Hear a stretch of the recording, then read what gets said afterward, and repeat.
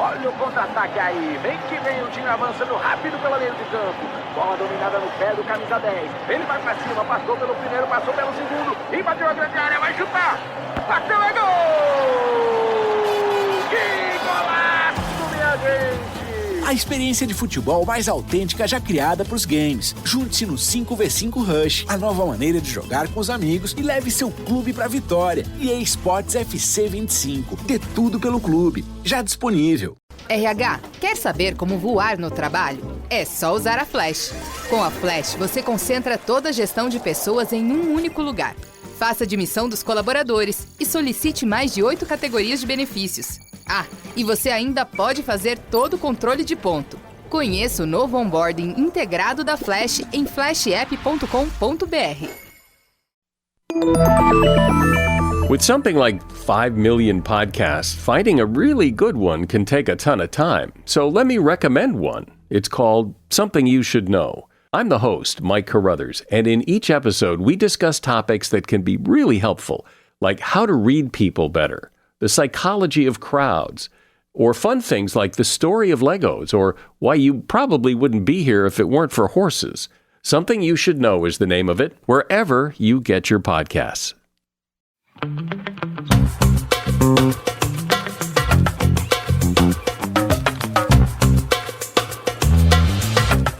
Hello, everybody, and welcome back to another episode of Don't Blame Me. I am Megan, and I am joined by my co-host, Melissa. Hello. I'm underselling you.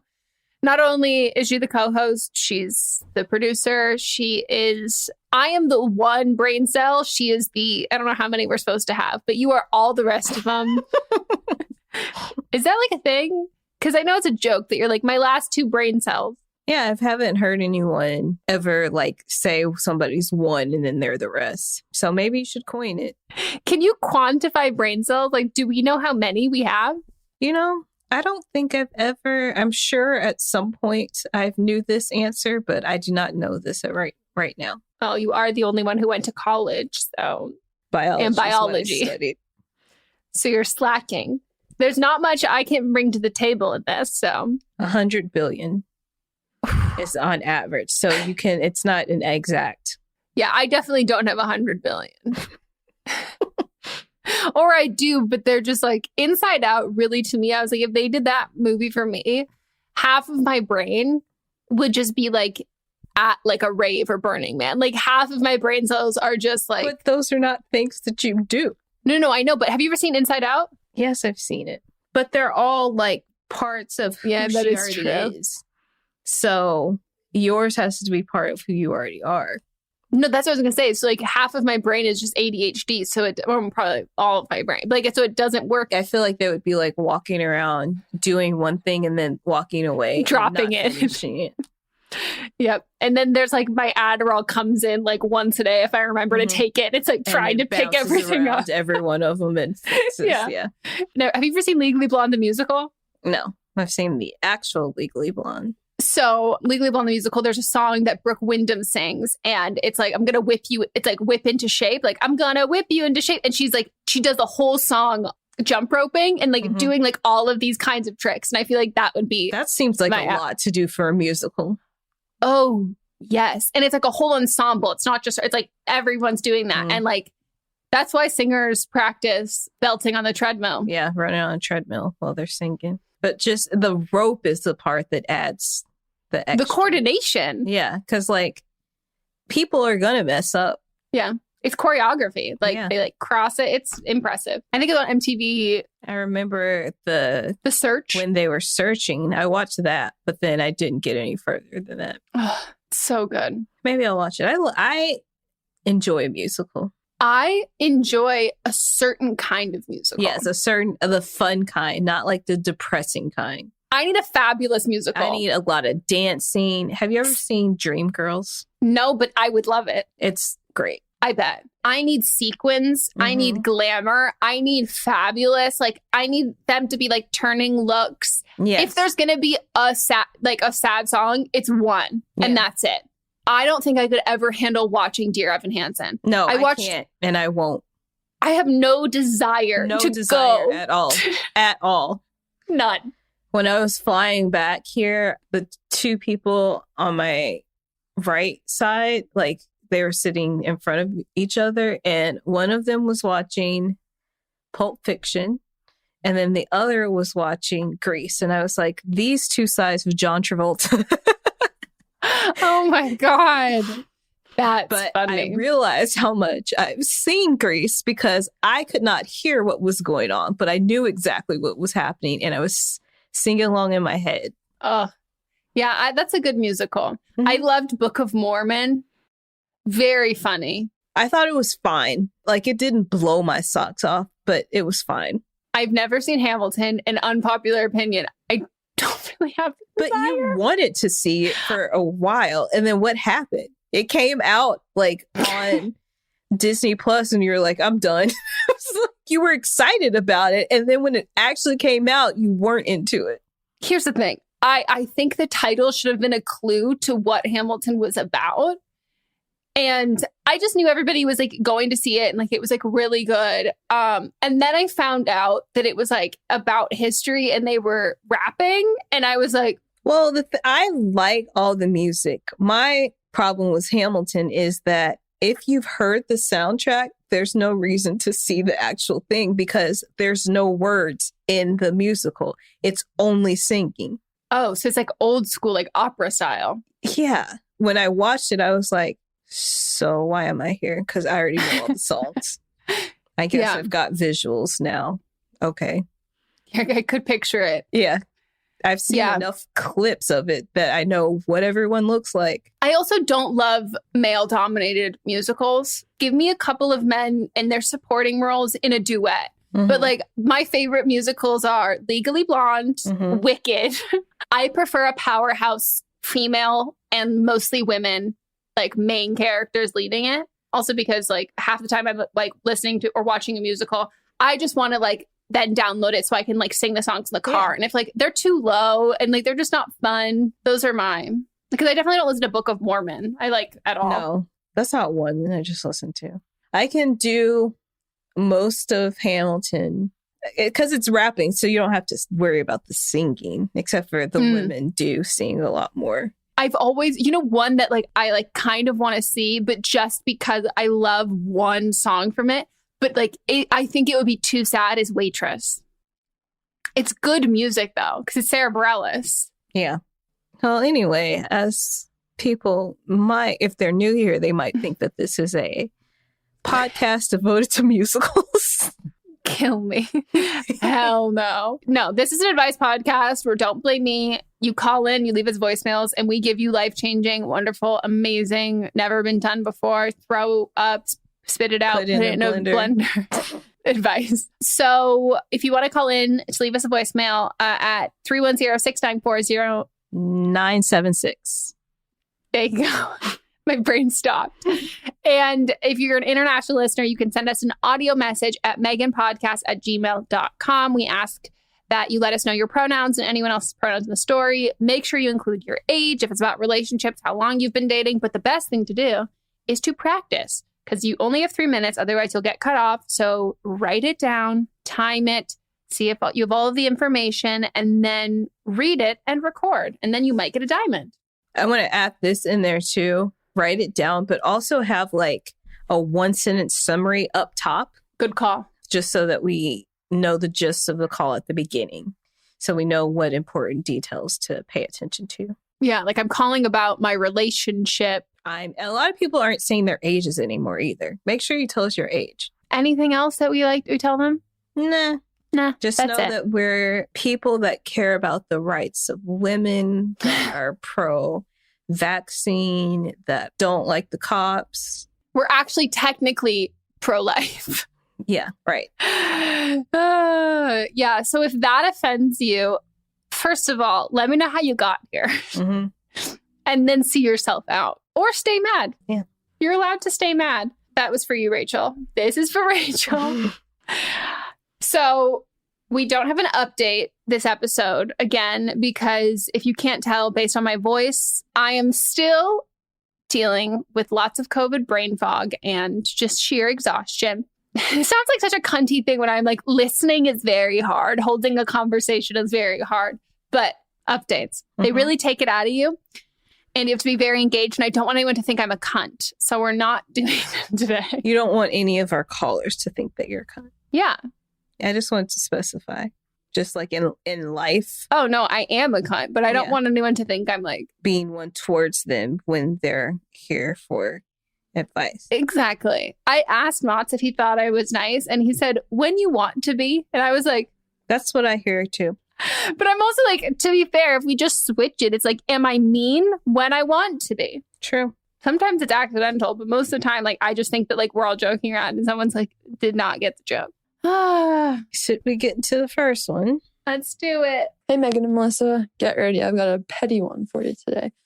I'm in my first year of university and I live in a dorm and I'm on a meal plan. At my school, there are a lot of football players and a lot of them live in dorms, so I have to interact with them on the daily. I know some decent ones, but most of the freshman players on the football team are absolute mega douchebags. We have a mask mandate going on right now, mandated by the government because cases have been getting a lot worse in my area. One football player in particular is a real idiot, mega douchebag cunt. And whenever I see him in the dining hall, he's wearing his mask on his chin. His mask isn't covering his nose, so naturally he gets asked to put it back on or wear it properly by a staff member. Every time they politely ask him, he cusses them out and says extremely rude things. Once I even heard him mutter a racial slur towards a staff member. He's made students feel unsafe, and I can imagine he's made the staff members feel 10 times more unsafe. I have the most petty email written up to the head football coach making a complaint about his behavior, but I was wondering if you think this is too petty or if I should go harder by sending it to the dean as well. Also, I'm using a fake email, but do you think I should use my real one? Thanks for the advice. Wow. You've come to the right people. You have. I mean, as soon as she said, I'm going to send to the football coach, and I was like, why waste your time? Go straight to the dean. But I think you need to do both. Yeah, that makes sense. The football coach is probably going to see it before the dean does. Because the dean is over everybody. Football coaches focus on the football players. I feel like this is the same advice that I had for the gal who, her guy friend was going to have a fake vaccination card, but then fast forward, he apparently got a real one. Allegedly. Yeah. So if possible, I would wear a shirt that had a pocket on the chesticle area. I would place my phone in there while I'm video recording, get video of him, send it to the school paper, send it to the local news station. I would send it to anyone, find out what college, because if he is an athlete, it tells what his major is, find out who is over his college that he's in, send it to them, send it to the football coach, send it to the chancellor. I'd send it to everyone. Send it to the alumni, send it to everybody. Yeah, the alumni association, send it to them too. Send it to the booster club that's funding the football team. That's what I was thinking of. This is not like an honest mistake. This is like an intentional thing that he keeps doing, and then also adding in racism. Mm-hmm. And I'm going to assume if this is how he is here, this will not be the first time that he's done anything like this. He's probably gotten special treatment because he's an athlete. Yeah. But I think if you are comfortable sharing it from your email address, like if you've got video like I've suggested, you don't need to send it from your school email address. Yeah. I like when people know that it was me behind something. But the only thing I would say is if you want to follow up and like you're not getting a response and you want to then follow up in person with like someone higher up at your school, less hoops to jump through if it's just like your name from the beginning. Honestly, I would send it to the school paper because they're going to take care of it. If you have a news team at the school too, I'd send it to them. Yeah, he's literally being racist, not wearing like government, even though he's supposed to by the government, not wearing his mask properly. He's a jackass. Like, paper will expose him. They'll do their own research too. Mm-hmm. So go harder. Yeah. Do more. It's not hard. And this to me is like when people like comment on like, well, you know, everyone has different things. They go, no. These are the kinds of people who are completely incapable of pulling their mask up. Oh, it is because he is a bad person. Mm-hmm. Like, this is not this whole like, well, we all have differing belief systems. Like, it doesn't make like some people blah, blah, blah. Like, no. These are the kinds of people. These are their character qualities. This is who they are. And it's fucked. Get that video, Gail. All right, next call. Next one. Hi, Megan and Melissa. I'm calling in for advice about a situation surrounding my boyfriend. I'm 21 and go by she, her pronouns. He is 22 and goes by he, him pronouns. And the third party is around our age and goes by she, her pronouns. So we've been dating for about half a year-ish. It's been going super well. I love him a lot. He's a really great guy. We're both really happy. The communication is great. It's a super healthy relationship overall. It's just really good. A little while ago, he told me that a year ago, a close female friend of his told him that she had feelings for him and asked if he felt the same way. He told her that he had thought about it in the past, but no, it would be best if they just stayed friends. Fast forward almost a year, he really didn't give it much more thought that was it. It didn't come back up between them.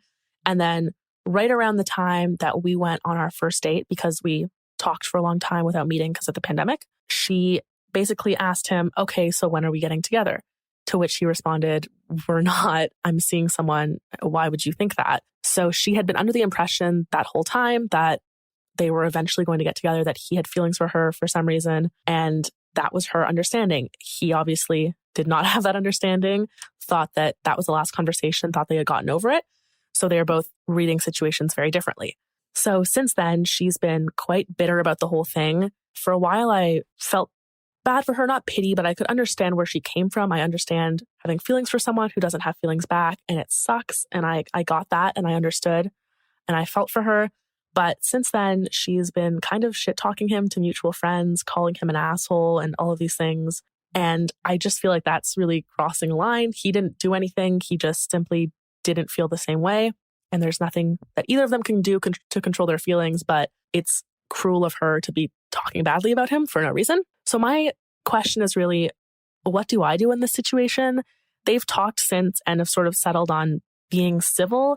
And she's basically said that she's not in a place where she thinks she can meet me or be around me because it's going to be too hard for her, which I understand. I don't necessarily want to be around her either, but this puts me in a weird spot because they are like half friends. This girl is good friends with one of his roommates, so she's around still. And I just don't know where I fit into this or how I should act. I'm worried that I'm going to have to like hide from her essentially. So if you have any advice about what to do in this situation or how to tread through this, I'd really appreciate it. Thanks so much. I love the podcast. Oh, and if you want to guess my zodiac sign, I'll put it in the email for you to guess. Maybe a Libra. I don't know. I'm just spitballing because it's Libra season as we're recording this. I don't know, like, if I'm, like, very off base with this or whatever, but she wants to be mad at him and felt like she got led on. That's, like, her prerogative. Like you said, two people can go through the same situation and come out with very different things and, like, thought very different things. And so, like, I don't necessarily think that, like, we can say that he didn't do anything, like, wrong because, like, also you weren't there. Like, maybe there was something that was said that made her feel that way.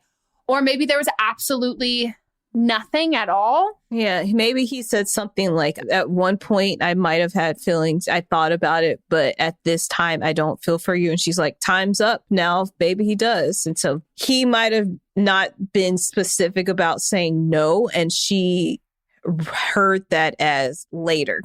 Well, to be fair, even the you retelling it of his saying that was not a very clear no. It's like, I thought about it before, which there's no reason to say that. If you're not interested in someone to tell them, like, I thought about it at this point before. And like, there's nothing wrong with saying that. But like, I could understand that it felt like there was a door open. But also, I feel like he was trying to be like nicely let her down. And he just wasn't clear about that, you know? I don't think his intention was to hurt her at all. Or even to let her know that it could possibly happen in the future. She just took it the way that she took it. And I think in general, if you're not interested in someone, telling people that like you thought about it at a point, but not, like, that's not the way to go. Just say like, I don't see you like that, like whatever. But like, I think it was a miscommunication on both of their ends. But she's allowed to dislike him. She's allowed to shit talk him. She's allowed to do all of that. The thing is none of this is your problem. Like, if it's weird with like, because like she's friends with like his roommate or whatever, those aren't your people. Those are like his people. And like him and her, they're not even friends. It's just like civil. She doesn't want to be around either of you, it sounds like, which is completely valid and fair. But like, I think you're kind of worrying about something that hasn't happened yet. And like, I don't know what you want to happen, because like, she doesn't like you, valid. She's hurt by the situation. So what else is supposed to happen? Like, is she supposed to leave that friend group? But is it valid for her not liking her just because she's dating someone? You can dislike someone for any reason. All that it matters is like, there's no, like, if you guys are all just civil, I don't think that there's anything like wrong with that at all. But like, if she's going to be mad, she is like, it's her prerogative to be upset. But like, you're not responsible for like not making her upset or like changing that dynamic between you guys. Like, if she's mad, she can be mad. She can be mad. She can stay mad. Is it upsetting your boyfriend? Like, is he angry about it? If not, then I don't, because the question she had was like, what should I do? Nothing. Like, let her exist over there. You exist over here. Your boyfriend's over here with you. She's going to be around. This is just like part of college. It's a small, community as it is.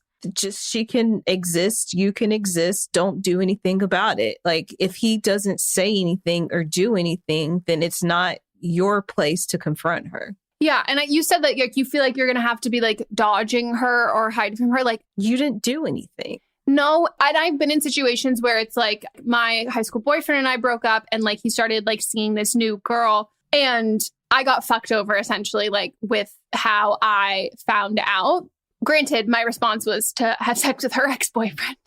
But like, if there were parties or something, like our friends, sure, is it like not the greatest thing ever? But it was like, if I got invited to a party and like she wanted to come, they would be like, heads up to both of you. She's going to be here. Are you cool? Are you cool? And then we, as the two individuals who were not cool with each other, that would be up to us to decide if we were going to see each other that night. Like, if she said that she wants to be civil with your boyfriend, she's going to be civil with you. But I also don't think that like you're going to like really see her, because I don't think your boyfriend really wants to see her. So if like you're at a party, like. But even if you did, just ignore her and live your life. Well, because like they're not trying to stay friends. And so I'm like, I don't foresee how he is going to act with her will be any different than how you will act with her. Mm-hmm. So like, I think you're just annoyed with how she's talking shit. And I think you're getting kind of protective. People talk shit all the time. You just know it's happening. I promise this sounds bad, but like other people have talked shit behind your back and you have no idea. Like, this is just a time that you know. And I understand that that can be really frustrating, but like, it has nothing to do with either of you. And it doesn't sound like she's trying to create a mess. It sounds like she's also really trying to avoid. Oh, she is trying to create a mess, though. She's talking bad about him to all their friends, their mutual friends. Yeah, but I mean in the sense that like, I don't foresee her like coming up to you guys at a party and like trying, like, I think that she will try and dodge you as much as you are going to be trying to dodge her. The reason why you know she's talking shit is because of the other friends. And I think just tell those friends, hey, we don't want to hear about her anymore. If she's talking shit, like at the same time, depending on how close of friends I was, like I wouldn't feel comfortable like being friends with someone who just like let someone else like talk mad shit about me in like in like her room, or friends with the roommate or whatever. But it's like, if you're going to talk shit about me and then the other party's going to tell me, either tell me and be like, she tried to talk shit. We're not friends anymore. That was really cross the line. I wanted you to know that. But versus like, yeah, she like talked my ear off for like hours about how much you suck. And I'm like, and you're cool with being friends with someone who like talks like that about me? Like, it just, to me, if it bothers the roommate or whatever, and like he doesn't want to be friends with her anymore, that should be his choice. Or just like, don't tell us when she's talking shit about us. Like, that's irrelevant to us. Yeah. I think my main thing is, it's not your problem. No. At all. It's your boyfriend's problem if he wants it to be a problem. If she's just over here bitter and talking shit, whatever. Yeah. If he has a problem with it, then he talks to her. If he doesn't, we know that she is not somebody that you want to hang out with. Yeah. And it sucks. And I think it like definitely sucks to like felt like betrayed and led on or whatever. But like, there are two sides to every story, and there's also the interpretation that each person has of that. And so, like, she wants to be mad, she's allowed to be mad somewhere else. As long as she's not involving you guys directly, you don't have to address her or address it directly at all. Yep. To a lot of these things, when people are like trying to like make you upset or whatever, being unfazed by all of it will also make you care less. Just by nature. Like, even if you care now, the more you practice just ignoring it and not caring about it, eventually you're just not going to care about it or think about it. Yep. Okay, we'll take a quick break and we'll be right back.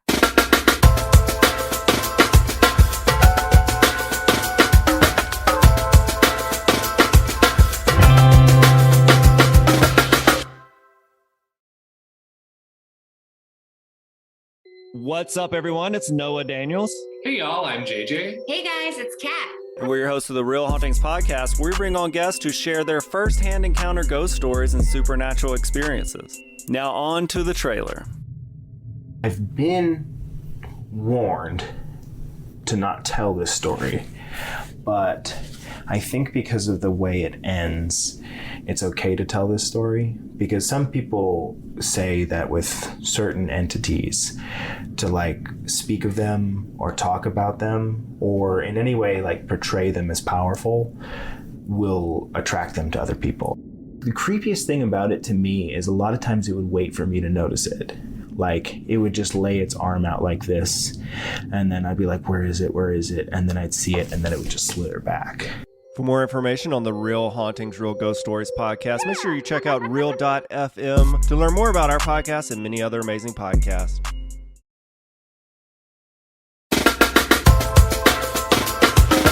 Okay, we are back and we're going to get into the rest of the calls. Hi, Megan and Melissa. I'm a 29-year-old female. I use she, her pronouns. And I'm calling about a guy I recently started seeing. He's 30 and he uses he, him pronouns. So I met this guy on Bumble about 2 months ago. We've hung out several times since then, and we both have been really enjoying each other's company. I am excited about him because I recently stepped out of my hoe phase, and I'm now looking for my person, whether that be he, her, or them. This guy and I have a lot of interests in common. Like, he's one of the only people in my life that would happily spend an entire afternoon just hiking in the woods with me. He works on home remodeling and tile work, which I think is so hot, like HGTV dream man type hot. He's a hard worker who's been working in that field since he was 19. He also owns his own home and hand makes pizzas and bread. He's just been amazing so far. But the reason I'm calling is he drives one of those big white work vans, and that's like what he uses for work. Obviously, it has a ton of equipment inside and stuff. But for one of our dates, we were going to this nice restaurant, and he insisted he would drive us. I didn't realize he only had the van, so I was surprised when that's when we rode to our date in. I feel really, really bad for saying it. I feel bad. Like, but I don't necessarily want to roll up to a nice bar or a jazz club in his work van. I am very proud of what he's accomplished in his life so far. And he says that having the van is just what makes most sense to him, since he previously had a separate car, but never really drove it, so he sold it. I don't want him to go out and buy a car or anything, but I'm seriously wondering, is this something I keep to myself, like never bring it up to him, and maybe just offer to drive us on dates? Or am I a bad person for being slightly embarrassed to ride around in his work van? I don't know. Please help. You keep it to yourself. You keep it. This is one of those things. This is one of those feelings that you have that you recognize. I'm not being kind. I'm not being nice. And I'm worrying about other people's opinions. And I'm kind of being a little classist, like working class kind of thing. And like everybody feels those at some point. We all have like implicit biases, but also just based on how our society is. This is one of those things that I would just not say to him. Let's say you start like way down the road or whatever, and you feel more comfortable just being like, oh, I'll drive. This is something that I would tell my friends. I would call it weird mood. I would just be like, just gave me like a little like weird kind of vibe because I wouldn't have been used to it and like wouldn't be what I was expecting. Ideally, I think like if you switch the idea of it my immediate like negative connotation would be like, oh, this feels weird because it feels like he's like unaware that this is a little odd. But on the flip side, it could be very hot that he literally does not give a shit about what anyone else thinks. But my only other thing is it a little bit reckless in the sense that like he has a lot of equipment in there that like that's where I was going to go. He shouldn't be, because I have a friend, one of my friends in high school, her mom owned a landscape company. She didn't own her own car, but so if she was like going to borrow her mom's car or use her car, like she had to spend like unload a lot of shit in order to like drive it and like leave it at the school, because like it's just not safe to keep a lot of equipment in the car, especially if you're passing that off. So maybe he's just like a little unaware of that. Yeah, but also if he wasn't, I'm guessing if he's being safe and stuff, if he sold it in the last couple of years, he wasn't going anywhere because of like the pandemic. He was just going to work. He was like, I don't need a second car, so it was a waste of money. Mm-hmm. So I understand where you're coming from. I know it's a little superficial, but I do understand where you're coming from. I would just say I would keep my actual thoughts to myself until, later down the line. But I would say, so we don't have to drive your work car around because it has equipment and things in it. Let's just take my car, and it's like heteronormative anyway for him to be driving on all the dates as it is. So, break those type of cycles and just offer to drive when you go on dates, because you don't want him driving his equipment around. Yeah. But I think also if you guys continue to date, I think you will, by nature of it, you'll care less. Mm-hmm. I said, but I don't think so. Early on in dating, I'm also seeing how other people respond to like the person I'm seeing, like how they treat waiters, how like waitresses respond to them, like how he interacts with the world and how the world interacts with him to like make sure that like I don't have rose-colored glasses on and it like kind of aligns and all of that. And so early stages of dating, you are hyper aware of like how other people are viewing the person that you are with, because you don't really know them that well. And I think that the more you get to know him, I think like if his reasoning behind driving his work van is like that, I just like don't really care what anyone else thinks. Like that to me is like hot as shit. But if he's just like, oh, well, I don't really have another car, like, yeah, it's dirty and gross. And like, I think it's great if we take your car. I'd totally rather do that. I think like there is a reasoning kind of behind it. I don't think this is like a deal breaker kind of like person, like thing that's going to like uncover itself like down the road for anything like that. I think it's either based on convenience that he's doing it. And like you said, like the heteronormative, like, oh, I want to pick you up and like do all of that kind of stuff. And like, he doesn't want to ask you to drive. When Mats and I went on our first date, his car was in the shop and he didn't want to tell me that or like ask me to drive on our first date. So he borrowed one of his friend's cars. And like, I didn't know that till way later because he was like embarrassed to like tell me and like whatever. I would not be proud of myself for feeling this way, but I would feel the exact same way. Mm-hmm. But I think now that I'm in a long-term relationship, if Mats had like a work van that we were taking somewhere, like if there's something like that now, and like I wouldn't care. Do you know what I mean? Like I wouldn't really give a shit, but I also would feel comfortable saying like, let's just take my car, blah, blah, blah, whatever. But it's early on, so you can't necessarily have those really candid conversations. So I think you just propose, like you said, I think it's a good call. Like, so we don't have to take your work van. Mm-hmm. You can take mine. It's one of those things that like we all do. And then you go, I don't love that I'm actively doing this. I like cars.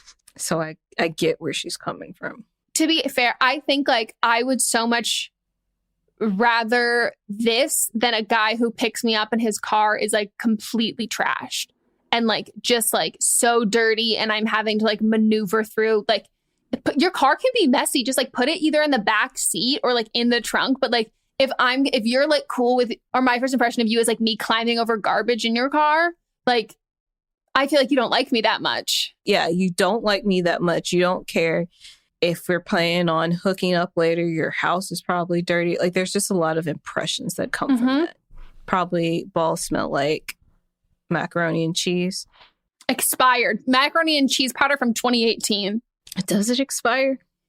No, you're right. That sounds like a Y2K food. Yeah. Yeah. All right. Excellent. Dear Megan and Melissa, I've been listening to the podcast for over 2 years now, and I never really felt like I needed to make a call to you guys until now.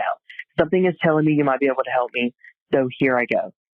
About 3 months ago, I got tired of being lonely and decided to join a dating app, and I actually met someone. It was supposed to be a one-time thing, if you know what I mean, but after meeting them, I actually kind of fell in love with them, and we started dating. We went on many dates, and I genuinely hadn't been that happy in a very long time, and my friends noticed that too.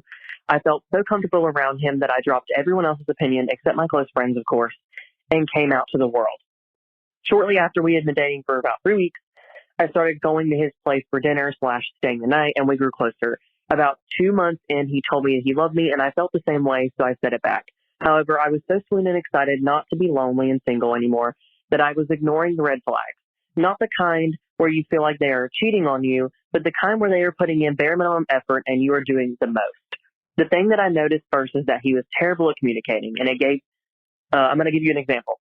Before I changed jobs, I worked later shifts, and he worked early in the morning, so we would sometimes plan to get breakfast together before we had to go in. One morning, he ended up not having to work and decided to sleep in without telling me. And I went all the way to the restaurant expecting him to be there at about 6 a.m., I might add, and he never showed. In fact, even when he did wake up, he didn't text me until later that afternoon. This happened 2 times, and I told him that this is something that I let slide at first, but after telling him many times, I finally sat down with him one night and told him, if these things don't get better, it's just not going to work. Another thing that he likes to do is go to bars with his friends or even just talk to random strangers there without me. And I totally get wanting alone time, but there's other ways to do this. And he's never taken me once with him and refuses to let me drive him home after he's been drinking. As a person with severe anxiety, that doesn't make me feel great at all.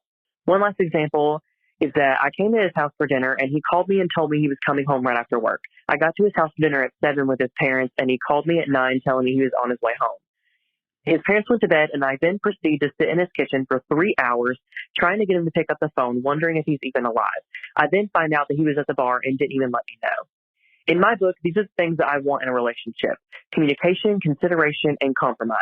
If someone is communicating to you that something is bothering them, it would be considered of them to think of your feelings and go to the bar when we can both go. You know, I'm only 20, I'm not 21, but there are bars that we could both go to where he could drink and I could just have food, whatever. I was about to break up with him, but then I had a conversation with his mom, and she told me that he was on the autistic spectrum, which in no way changed how I feel about him. But I feel like maybe that was the reason he was bad at communicating. I know that not everyone is affected by this the same way, but many of my autistic friends are also not the best at communicating. He also told me that worrying about him the way that I do makes him feel trapped, and I don't want to be putting him through mentally pain like that. I will say my first instinct at the beginning of this call was I can kind of be like this, and I did wonder if he was, I thought maybe ADHD or neurodivergent. Straight to the autism part. Has he told you this? Have you had a conversation with him about that? Or like just his mom? And like, did you then have a conversation with him after and was like, hey, your mom told me that? Like, I mean, to me, it really does not feel like her place to tell him that at all. And like, that is a red flag that like, not that he didn't tell you, it's whenever he wants to open up about that, but that his mom chose to do that for him, I don't like. I can't speak on this in regards to autism because I am not autistic. But if I speak on it in regards of ADHD, and they're very different things. And so this might not be applicable. But for me, I understand a lot of people like don't feel comfortable opening up about if they're neurodivergent or any like mental health stuff or just anything. Like you don't have to like disclose any of that kind of stuff. But for me, there are some things that like, no matter how hard I work at them, I'm not going to kind of measure up to other people for that. And like, I like to let people know ahead of time, which I will be like, if I'm on a different podcast or even on sets, I'm like, feel free to tell me if I'm talking way too fast. Like I have ADHD, my brain works really fast. Also tell me if I skip over a word. Sometimes I can do that. And like, I will kind of give people a precursor to this for being like, hey, I'm letting you know that I have this and that can be this, this, and this. I want you to feel comfortable telling me. And I want you to tell me if I'm doing this so I can like work on that because there's only so much I can do. But what can really help me is like having someone like just letting someone know that they can like let me know if I'm doing one of these things that I'm aware that I do, but I'm not necessarily aware in the moment. Like I'm not consciously choosing to do that. If I were him, I would have like, I think that you would have felt very differently for certain parts of this if like an earlier on conversation was just like, hey, as a heads up, I'm not great at communicating. And even if it wasn't specifically saying like I'm autistic, but it's like, hey, I'm neurodivergent. I have some trouble with communicating. Here's the best way that this works for me. What's the best way it works for you? So like we can be on the same page. I don't think, and again, I don't want to speak on this. To me, this just says like sketchy and mean. I feel like he's hiding something, and without the factoring in autism, like it feels like love bombing and like rushing into a relationship, lots of love bombing. And then the rose colored glasses are off and this is who he is. And like, this is like not even just bad communication. Like this is sketchy behavior. Right. And even when he said that you seem controlling when you're caring about him, if that's okay, so he communicated that to you. Why didn't he communicate the other thing? So then you would have known, or even now, like now that. Hi, this is Rob Benedict. And I am Richard Spate. We were both on a little show you might know called Supernatural. It had a pretty good run, 15 seasons, 327 episodes. And though we have seen, of course, every episode many times, we figured, hey, now that we're wrapped, let's watch it all again. And we can't do that alone. So we're inviting the cast and crew that made the show along for the ride. We've got writers, producers, composers, directors, and we'll of course have some actors on as well, including some certain guys that played some certain pretty iconic brothers. It was kind of a little bit of a left field choice in the best way possible. The note from Kripke was, he's great, we love him, but we're looking for like a really intelligent Duchovny type. With 15 seasons to explore, it's going to be the road trip of several lifetimes. So please join us and subscribe to Supernatural then and now. This has been communicated to you. Have things changed? Because now you know there's not anything that's being kept away. Has he made any steps to make the communication better? Well, and it's also odd because like not only is that really like, I would say that's like very nuanced. That's like some communication, like that's great communication. A lot of people won't be able to like say that like immediately, like in relationships at all. But also like 2 months in, he said, I love you first. That's also like communication. Like to me, this doesn't feel like a communication issue to me. This feels like sketchy and disrespectful, and I'm hiding something. He goes to bars and doesn't go to ones that, like, he knew that going into this that you were younger, so you couldn't go to bars. So like, why won't he go to bars that you can go to too? I will also say that like it can be really hard to recognize love bombing, but like if we look at the timeline of this, 3 months ago you joined a dating app. 3 weeks you started having sleepovers and like really started getting incredibly close. But like basically after your first date, you started dating. Yeah. The caller went into it as this was just somebody that they wanted to hook up with. But if you think about it, it's only been 3 months. And then month 2, I love you. And by month 3, there are all of these kinds of issues. The dual rose colored glasses should still be on at this point. Like this is still like, I'm not farting in front of you. Like we're like honeymoon phase. You want to spend all your time with like this person. Like the fact that it's gone into like oh, I'm leaving you at my parents' house and I'm not going to show up and I'm going to do all of this kind of stuff. Like that is not 3 month in best foot forward behavior. And he did the best foot forward behavior first. He got you and then he dropped the act. And that to me is like, there's that shift that like does not seem to like line up with this being how he always you know what I mean? Like you're upset and you're kind of surprised and shocked by this behavior and the fact that it keeps happening.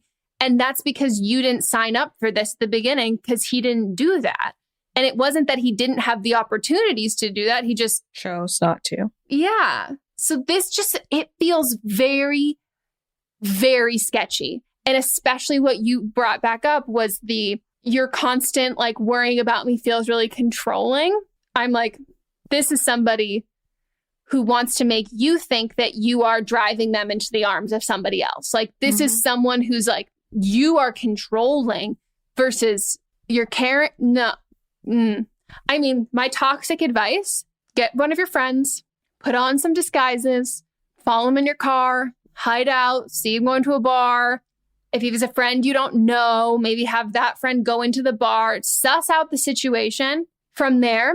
But that's because I'm dramatic and I would want to catch him doing something. My non-toxic advice is to be straightforward with how you feel about him making plans without you and how him not communicating. You understand that he is autistic, but there's a way for you guys to communicate without you having to worry so much. Yeah. There's some type of communication that can happen. There's some type of planning to go places that you both can go to. There's some type of not abandoning you at his parents' house. I just want to know what time you are spending with him now. Because this really does seem like that love bombing. You're spending all your time together and this kind of thing now. But it's like, are you seeing him? Like, what do you guys do when you see him? What is your quality time with him? Do you have those dates you go on? Like, not to put these like sketchy things in your head, but like, is there a certain area of town you only go in when you're on dates? There's certain days of the, like, does it feel like you are being scheduled on a shift? Like somebody else might have another shift, you know? Mm-hmm. It sounds bad, but like, it's just such classic love bombing. He behaved in a way that got you guys together, that had you fall so fast. And then he ripped the rug out from underneath you and told you that you're controlling. It's like he sold you on an idea of this relationship in him.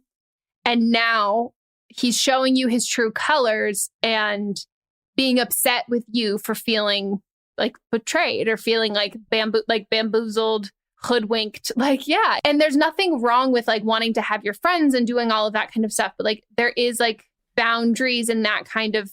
There's a middle point. Yeah. I don't know. I think this is really sketchy. I also think in general, things that move really, really fast like this, you got to pump the brakes. And I think just by the way you're saying it, I think you're kind of recognizing that because the way you led the whole timeline was kind of on his accord. And then you were catching up and you were like, he said, I love you. And like, yeah, then I said, like, you weren't the one when those relationships that are like, people were like, well, I knew immediately. And I go, that's because both of you, no one was doing everything. One person would do something, the other person, like you're meeting each other there. But if one party is like driving forward that and you feel that as well, but you're not like comfortable necessarily saying it or whatever. If someone is so quick and comfortable to like lay it all out there immediately, hard on their sleeve and all of that without knowing that you feel the exact same way, I don't want you to be that reckless with your heart because that makes me feel like you'll be really reckless with mine. Right. But if there are anyone who feels comfortable, who wants to hop in with a Don't Blame Them, who is autistic and can talk about like dating, because we can't speak on that part at all. Obviously, everyone's experiences are different. But if we're missing something crucial here, please let us know. Speaking of Don't Blame Them. What a good segue. Segue.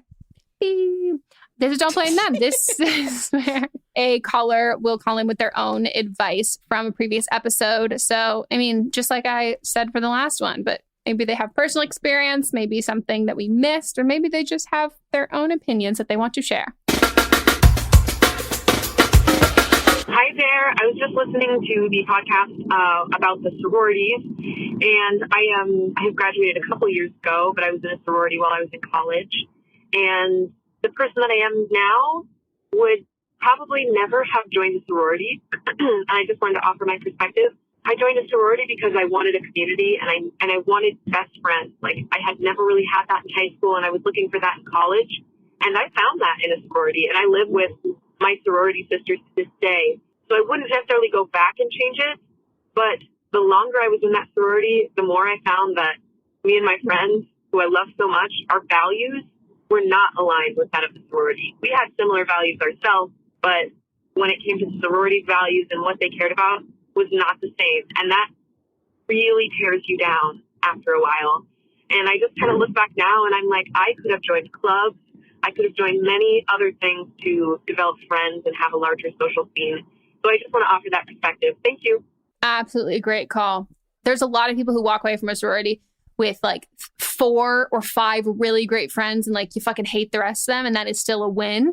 But yeah, I wish more social options were like clubs feel so, they didn't feel like the same level of commitment friendship wise as like Greek life. They felt a little bit more passive and like a little less involved. I think most of them feel like that because you aren't paying financially to be for sororities. You pay to be involved. That's true. You make a different type of commitment. You say vows. Yeah, no, because I pledge. There was one club that like, it's the same, like they like, it was like a surf club. They all hung out like constantly, like it was like the same group of people and all of that. And I was like, this is kind of like a fraternity or a sorority, co-ed kind of thing. Like they were like kind of like high school cliques where it's like people had their like thing in that social group. I mean, I was in the student government and they were so cliquey. It was a different level of cliquey. And then everybody was bitchy towards each other. Oof. This one guy that lived in my dorm, he and I were friends, I would say freshman year. But then he's like, this was before I was like, you know, looking at people's values as a whole. He's very conservative, I gave a speech for him to run for something that was a nonpartisan thing. And he got mad because I didn't get my like sorority sisters to vote for him. And I was like, how do you even know? Because they're not public votes. So you're just making assumptions. Yikes. I feel like it depends on the sorority because, you know, Panhellenic, it's going to be more you join who picks you. Mm-hmm. And in PHC, you go to where your values are. So you don't discover that 3 years in and look around. You know it beforehand, and that's what you go for. Yeah. I think if Panhellenic sororities want to make any sort of progress and headway, that should be the case too. Mm-hmm. Because it benefits everybody. Like the way that some girls who were treated in my sorority that like other people like were like, oh, we're slip-ins, they don't like them. Everybody was miserable. Mm-hmm. Nobody liked that. And it's just not, it doesn't help anyone. Well, that is it for our episode. If you want to leave a review, get ahead of Rachel leaving her negative review. Should we read one positive one? Oh, yeah. Spilling the tea from Mrs. Nope. No K, so it's not Leslie Nope. I found this podcast through a recommendation sometime back in season 1. It was one of the first podcasts I had ever listened to and still do. Don't Blame Me is relatable and funny, and I have to actually try not to laugh when I listen to it in my college classes. Amazing. Now here we are a few years later, and I'm making my boyfriend listen to it. He loves it too. I love when people's like significant others will like want to participate in it. Someone posted that in the Facebook group recently that they were like on a road trip or like got into like one episode on a road trip and then like their partner followed up and they were like, hey, did they like do like was there an update on that? Like what happened? I was like, love that. So if you want to leave us a review, please do. We gotta compensate for Rachel because Rachel is on schedule. Every 2 weeks. Rachel is on a schedule and she's going for it. And if we need to balance it out. We are also on Patreon. If you have not checked us out there, we do all the video versions of the podcast. We also do a Zoom live stream twice a month. Really fun, affordable. $1 for the videos, $5 for the live stream. You can add, as much money as you want. If you're like, I'm related to, I keep just saying Jeff Bezos. I don't know any other rich people. What's the Clippy? Oh, yeah. The paper clip. If you're related to Clippy and you've got lots of money and you just want to send it on over to a podcast that you like, I hope it's ours. We are also on TikTok and Instagram. Follow us everywhere there, and our own personal ones list down below. Paperback copy of my book is out. My presets are out. Oh, is it? ASMR. So I just got this lovely book. As you heard me, I just opened the plastic Amazon package. As I take it out, the smell of a new book. I can feel it in my hand, so soft, so bendy, unlike the hardback. It's perfect to take, to the beach. So pretty. Look at that. I know her. Your lips look fuller in this. They're overlined. Okay. But yeah, this looks great. I finally got it in my hands. Yay! A brave behind the webcam look at self-discovery. Kirkus Reviews. Thanks, Kirkus. So yeah, anyone wants to get it, link in my bio everywhere for it. And if you want to order from a local bookstore, you can always call and order. Oh, right there on the book, it's the cover. It says, I know it said it on the hardback, but it says, creator of the hit podcast, Don't Blame Me. This is real. This is me. I know you love that movie. I speaking of musicals from the beginning, see how it came around. I know how much you love that one. Follow me on Instagram. She is not Melissa. Okay. Any? Oh, merch. Yes, I've got some on if you're watching. Very cute. Check it out. We have it linked to everywhere. It's amazing. It's adorable. And it also doubles as Taylor Swift merch and therapy merch. Yep. If you're listening this long, wow, this is really going to weed out everybody who has not listened this long. Naturally, that's the point of it. Comment on our last Instagram post what your favorite musical is. Mm-hmm. And let us know. And we will see you next time. Goodbye. Bye.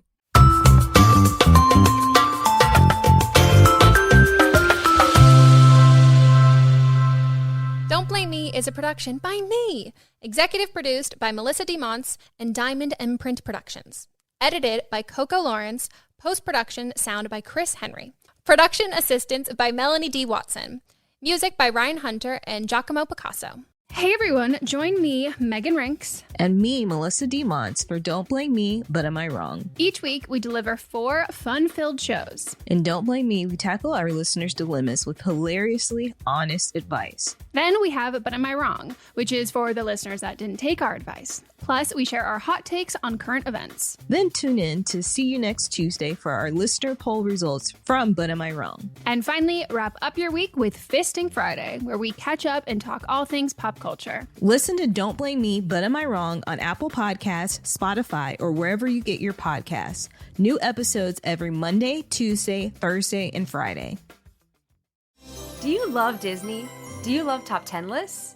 Then you are going to love our hit podcast, Disney Countdown. I'm Megan, the Magical Millennial. And I'm the Dapper Danielle. On every episode of our fun and family-friendly show, we count down our top 10 lists of all things Disney. The parks, the movies, the music, the food, the lore. There is nothing we don't cover on our show. We are famous for rabbit holes, Disney-themed games, and fun facts you didn't know you needed. I had Danielle and Megan record some answers to seemingly meaningless questions. I asked Danielle, what insect song is typically higher pitched in hotter temperatures and lower pitched in cooler temperatures? You got this. No, I didn't. Don't believe that. About a wish coming true? Well, I didn't either. Of course, I'm just a cicada. I'm crying. I'm so sorry. You win that one. So if you're looking for a healthy dose of Disney magic, check out Disney Countdown wherever you get your podcasts. Hi, I'm Jennifer, a co-founder of the Go Kid Go Network. At Go Kid Go, putting kids first is at the heart of every show that we produce. That's why we're so excited to introduce a brand new show to our network called The Search for the Silver Lining, a fantasy adventure series about a spirited young girl named Isla who time travels to the mythical land of Camelot. During her journey, Isla meets new friends, including King Arthur and his Knights of the Round Table, and learns valuable life lessons with every quest, sword fight, and dragon ride. Positive and uplifting stories remind us all about the importance of kindness, friendship, honesty, and positivity. Join me and an all-star cast of actors, including Liam Neeson, Emily Blunt, Kristen Bell, Chris Hemsworth, among many others, in welcoming the Search for the Silver Lining podcast to the Go Kid Go Network by listening today. Look for the Search for the Silver Lining on Spotify, Apple, or wherever you get your podcasts.